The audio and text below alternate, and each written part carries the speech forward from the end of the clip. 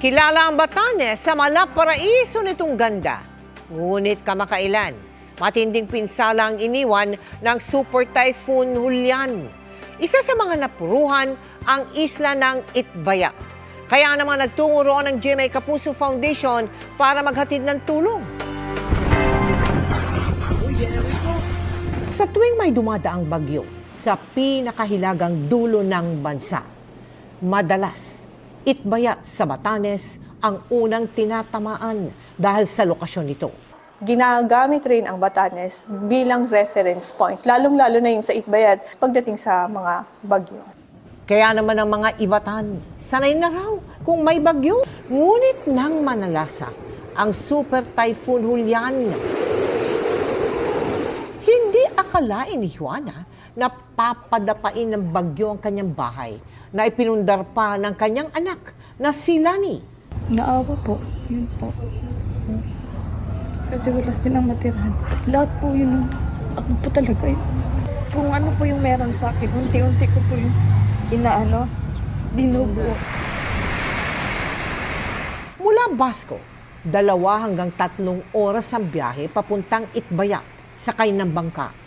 Pero isang malaking hamon ang malalakas na alon.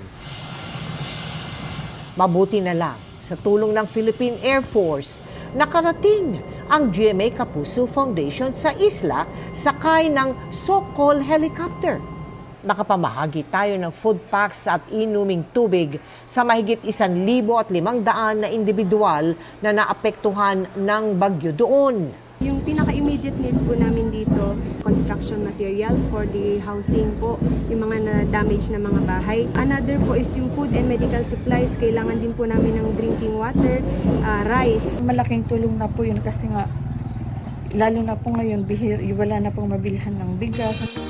Sa mga nais tumulong, bisitahin lamang ang GMA Kapuso Foundation website na www.gmanetwork.com/kapusofoundation/donate.